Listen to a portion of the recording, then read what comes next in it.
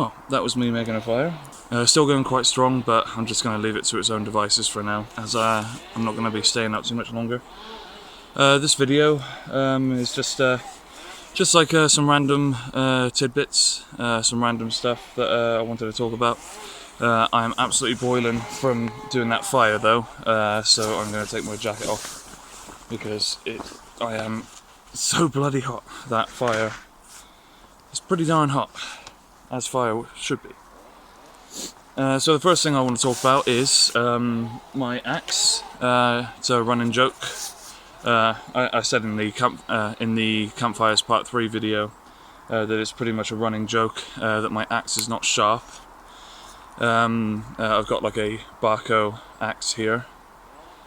But like we said in, I think, Overnighter 1 or 2, we were going to sharpen it with Mark's sharpening machine, and that's what we did, and now it's nice and sharp.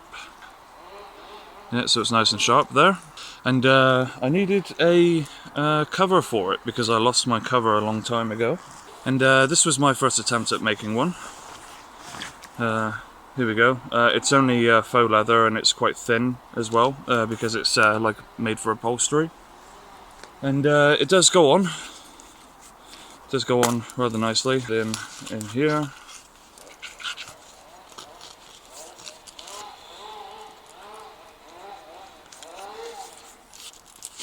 And there we go, you can button it up there. If I even can.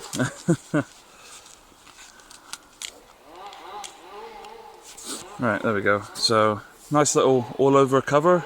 However, I needed to put this one little eyelet in here because the cover could literally just like come off, like it would just slip off over this way, which was not ideal. So I put this eyelet there. The only problem is, if I was to have it in like a holster, it would like bunch up on here, and like that eventually would definitely tear, because it's not thick leather, and yeah, it would just tear. So I decided to have another go at it. So what I did, just take this off here, in the same vein as my the cover for my other axe. My Holst 4's axe, just covering the actual blade. I made this one. Same material. There is an eyelet in there. Yeah, it's just a black one. It's not just a hole. But yeah, just slots on in, and button goes like that, and there you go, nice and protected. And I can have that hanging like that. I can have it hanging like that, and the cover still keeps it nice and safe. So yeah, little update. I guess the axe joke is now over. RIP. So originally I was going to buy an axe sheath, but Mark suggested I just make one since he had seen that I'd already made something before. Now I had bought one of these grills. I can't remember exactly what they're called, but people should recognise them because they're quite popular ones. I bought it based on seeing a video of TA Outdoors, because I saw that he had one, and he had bought a cover from Bushcraft Boutique, and it was like £20, and to be fair, it does look quite sturdy, and it might be worth £20, but I figured I'd just try and make one anyway. So here's the one that I made. It's not quite the same quality as the Bushcraft Boutique, but hell, it does the job. Like all sewn up down the side there, little eyelets as well. It's been in my bag, so it's a bit creased at the bottom here. But yeah, it's done the job so far. Just got all the eyelets on the side there, and yeah, just it's a bit fiddly to get in and out, and also I on purpose did like a little fold there, just in case there was like any residue still on it from cooking food. But yeah, like, I mean, it's easier to get in, but it's fiddly to get out, just because of the design of it. But I want it to be like quite tight in the cover, in the case anyway. So yeah, there's that. Building stuff or making stuff by yourself instead of just going out and buying it. I mean, eventually I do plan on getting some properly, proper leather, thick stuff, and remaking all of this stuff myself, and probably even go into a trade selling it. Just want to show off this new bag that I've got as well. You may have seen it in the previous Campfires video, part 3. It's from Combat UK, website called Combat UK. The bottles aren't included in it, but it's a nice olive green one. It's coming up a little bit brown on the camera, hopefully it doesn't do it on the video. But yeah, lots of molly things here, straps, and they are really nicely and really carefully sewn on as well. The problem with my camo bag that you may have seen in previous videos, the one that I called my supplement bag, it's definitely just a cheap one from China. It only cost like £25, whereas this was a little bit more than that, I think, maybe 40 or 50. But you pay for quality, because I'll put a picture up here, and like as you can see, the molly strap on it, it's just held on by like one bit of thread, like zigzagging down, whereas like there's like tons of thread all like really intricately sewn on, keep making the mollies very strong and actually holding on to something. As you can see in this picture, I had something attached to it, and the thread is actually broken on it. So yeah, if you're thinking about getting cheap stuff, to get yourself started, which we have advocated for on this channel, don't think that it's going to be like the end game stuff. Like if you do spend your money on the cheap stuff, just bear in mind that money that you've spent could be like a third of something, a third of the price of something more expensive, but would have been just better off buying. I kind of wish that I did that in the first place, to be honest, but what can you do? Newbie Prepping, it's in the name. Right, so my fire's burning down. It's still quite hot though, as you can see the smoke is going. I wonder if it's just embers. I might be able to I'm just wondering if I might be able to use my aluminium bottle here and boil some water and make myself a coffee. Don't know, might just give it a go. So as you can see, I've let it properly burn down. All of the wood is gone now. Yeah,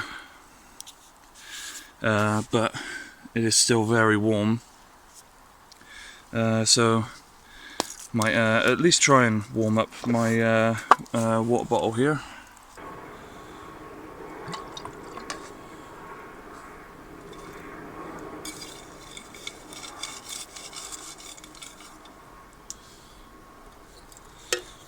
Now I'm not sure if this will boil, obviously, as it is only embers now, but might warm it up just enough for me to get a nice coffee and give me a chance to talk about other stuff. Obviously I'm going to wear some gloves whenever I grab that out of the fire. Be a bit silly if I didn't. Right, so in terms of prepping, I've been focusing on clothing recently. It's all good getting all these tools and resources and whatnot, but clothing I think is something that might be left out. Some people might not think of it too much. So one of my friends who's a prepper as well, she said that she never really worried about clothing because she would always just think like she would go pillage it from a house, like after shit has hit the fan, like an abandoned house. Like she wouldn't just go and steal it like willy-nilly, but yeah, that's just her. See, me, like I said, I've been thinking more about clothing and where to store clothing, what clothing specifically. There's one thing which is shoes and socks. There was one part in the game, The Last of Us, where Joel and Ellie go through like this one area, and there's like piles and piles of clothing everywhere. I think it's just after the part where they were, for people who haven't played the game, it's like a zombie apocalypse sort of game with like you know, last few bastions of survivors, and some of them are marauders, so they're bad guys essentially. And basically what these bad guys did is like any survivors they would see, they would kill them and then take their clothes, because obviously clothes in like an apocalypse situation become a commodity as well, become like almost like a luxury even, because like you're not going to have someone to make shoes, you're not going to like, it's going to be difficult to repair shoes. So like you go through this one area, like it's just after you see these bad guys kill this woman, and like, or kill a bloke actually, and the guy like tries to put on his shoes or something. I think I might be remembering it wrong, but like the shoes wouldn't fit. I might be remembering a bit of Die Hard in this as well. But yeah, like anyway, so we're going through this room, and there's just piles and piles of clothing, and like, but it's mostly shoes. And I was thinking like, I don't know if like most people would have really paid much attention, but obviously it's like shoes wear down so quickly, especially cheap shoes. Like my wife, she'll go through and have to buy new shoes like pretty much like on a monthly basis. Like that's how quickly she goes through them, because she refuses to get the expensive ones that will last a bit longer. She'll just get the cheap ones, like just keep on buying the cheap ones. So yeah, like that's one thing. Like this was even before I became a prepper, because I played Last of Us many years ago when it first came out, and like I wasn't even thinking about any of this stuff. But yeah, like I've been thinking about it a lot now. Anyway, kind of rambling a little bit there, but yeah. So clothing, good thing to think about. Shoes and socks, having replacements, maybe even supply caches. Like if you have a supply cache, it might be worth having multiple spare items of clothing plus multiple spare shoes and socks, because I mean, who knows, like you could be away for absolutely ages, you could be really far away from any caches that you've buried, and by the time you get there you might be bloody like shoeless, sockless, like walking up to your cache, to your supply cache with nothing but plastic bags tied around your feet. I mean, it's something to think about. It might seem silly, but it's something to think about. It's something to think about, definitely. But like on the vein of thinking about clothing, been thinking about getting a respirator. Like the problem is, I've got a beard. So a respirator to go over my face. I might have to jerry rig it, or like if the time came, I would have to cut my beard off. Like if shit hit the fan, if it was Yellowstone or a viral outbreak, something like that. If that was the shit that hit the fan, then I would just have to shave off my beard as quickly as I could, get my respirator on, like whenever I would need it, just so that I could actually fit it on my face. But yeah, like it's definitely one of the more important items, having a respirator and refills. Just, you know, obviously being able to breathe, like it's obvious, but a lot of preppers, like specifically, well, I don't want to speak for anyone, I don't know every single prepper in the world obviously, but like a lot of bushcraft preppers, I doubt that they would even think about getting, you know, a respirator, because like there might be some, I'm not saying, like I'm not pointing anyone out or anything, because obviously I don't know, but like I get the feeling that there's a few bushcraft preppers, like the sort of prepper that will go up into the forest, that like their idea of shit hitting the fan would just be something simple, where like they could just go up into the woods and just hide out until it's over. Just go up into the woods, have a nice cold drink and wait for it all to blow over. But no, like because Mark and I and our group think about a little bit of everything, as we've explained before in our videos, yeah, the respirator is definitely an important thing to think about. Well, it turns out it's not quite hot enough to make a coffee. It's well and truly burned down, so I think I'll just use this water that I have here just to quench it. Because as always, whenever you're doing a campfire, you've got to make sure that it's properly out, and always make sure it's kicked out, because you don't want to be burning down the forest that you're in. You're a guest in the forest, so you've got to treat it with respect. Check it out.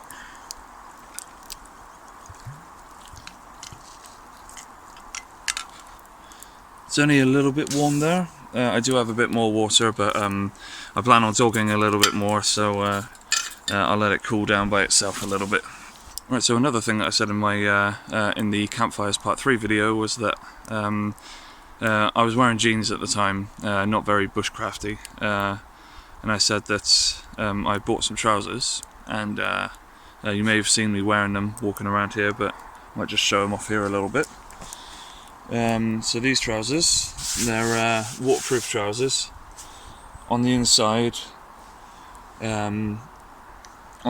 of them, there's like the waterproof material itself. So like you got this nice like canvasy sort of feeling thing. It's not actual canvas, but you know what I mean.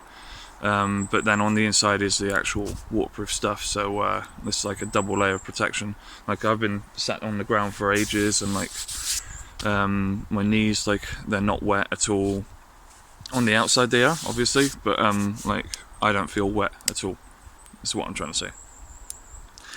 These things I bought from Hereford. There's a military surplus shop on the Worcester Road. I can't remember exactly what it's called, but anyone that's been up there, they know the tank outside the front of the shop. They've got like an actual tank, obviously decommissioned, but there's like a little mannequin popping out the top, manning a machine gun.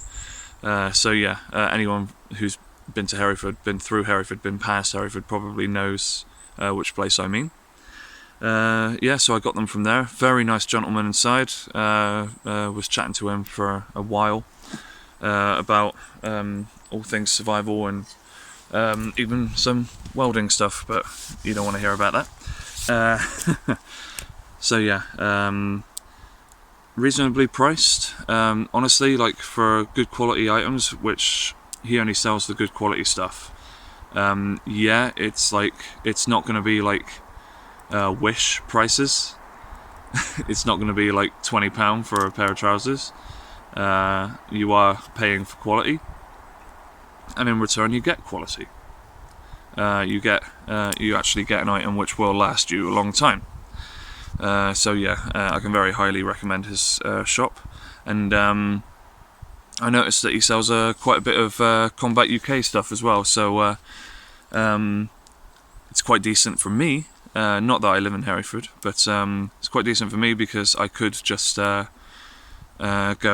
and purchase something from him instead of, you know, purchasing it from Combat UK and paying shipping prices. So yeah, not bad. I mentioned before about supply caches. As of right now, our group hasn't got any supply caches made up, but we are scoping out areas and thinking about storage, like for burying underground, like what sort of storage we would use. And yeah, we another reason why I brought it up before is like we were thinking about what sort of stuff to put in there. So I want to do a little bit of a viewer interaction. Put down in the comments, what would you have in a supply cache? You've got the obvious things, but like there's always if there's one thing I've learned from watching people's videos is that there's a lot of stuff that people would take with them on a bug out that I would never even consider. I would never bother with it. So I'm quite interested. What would you put in a supply cache to like you know, bolster up your supplies after like shit has hit the fan, it's been a few months and you need to restock? What would you put in there? Me, I would put in as like quite a bit of fire source, quite a decent bit of fire lighting stuff. Like I said, spare clothes, shoes, decent quality boots, ones that aren't going to fall apart for both me and my wife. Quite a few rations. I imagine by the time we would need to go to a supply cache, where we would be pretty much jonesing for like a proper meal, you know, as proper as an MRE can be. Spare tools, knife, fire steel, saw. I got a new saw, by the way. Nice decent one. Carbon something or other, carbon fiber maybe, I don't know. It's shorter than my other one, but it cuts a lot quicker because it's a lot better. I don't know if I would put in any emergency water supplies. Well, actually, maybe I would. Maybe I would, just in case, because it's a supply cache. I mean, if there's a drought or something, like, then it would just be silly not to have water. So the reason why I kind of questioned myself about the water then is because I questioned whether it would be necessary or not, because my plan as part of my bug out and subsequent survival is to have a water purifier or some sort of water purification, and that's kind of leaning into a video that we're going to be making pretty soon, hopefully. It's going to be about comparing a prepping side of water distillation with like a survival side of water distillation. Obviously, most of the survivalism water distillation relies on like sort of like tropical weather, like a solar distill. We're not exactly going to be able to do that where we are in Northern Ireland. When we say like a survivalism type of water distillation, we mean something that could be done after shit has hit the fan. So like obviously it's not preparing because you're already in the shit hit the fan situation. So what we've got is we've built something based off of a YouTube video that we've seen. We've built our own water distiller, and basically we'll be showing that off like our own built water distiller versus a water distillation pump that I bought from Amazon. Now the difference between the two is the water distillation pump is obviously that's a prep item because you've bought it online, and obviously when shit's hit the fan you're not exactly going to be buying stuff off of Amazon. So that's the preparation side, whereas the survivalism side is the one that we've built. You could still potentially build this thing that we've built after shit has hit the fan. As long as you've got the right tools, it's possible. So yeah, look forward to that video. Water distillation, prepping versus survivalism. So yeah. But yeah, I think that's everything I wanted to talk about today. Hopefully I'm going to be out soon again to do another video of I want to focus less on making the fire and focus more on building a little shelter, because I've noticed that walking around, especially in these items of clothing that I've got, I don't really need a fire unless it's absolutely Baltic outside. Like if I'm going to be doing an overnighter, then yeah, I'll do a fire. But since I'm not going to be doing an overnighter when I built this shelter, I'm not going to bother doing the fire, so I'm just going to focus on building a shelter, like a little survival shelter, a one-person thing. Look forward to that one as well. It will probably come before the water distillation comparison video. But yeah, you can watch me either succeed or fail in building a survival shelter on the next video. Maybe the next video. I always say, oh, on the next video this is going to happen, but then it usually never happens. We've done something completely different. But yeah. Anyway, hopefully you'll see Mark again soon. He said he would have liked to have come out today, but he has an accident and he's torn a ligament in his arm apparently, so there we go. Unfortunate, but that's the way it goes. A true prepper would have still come out even with his injury, just in case. You know, you gotta prepare, you gotta practice for, like, if you've got an injury and after shit's hit the fan. Just saying, Mark. Only joking, don't worry about it. Anyway, thanks very much for watching. This has been Newbie Prepping. I've been Rich, and yeah, I'll catch you on the next video. Bye bye.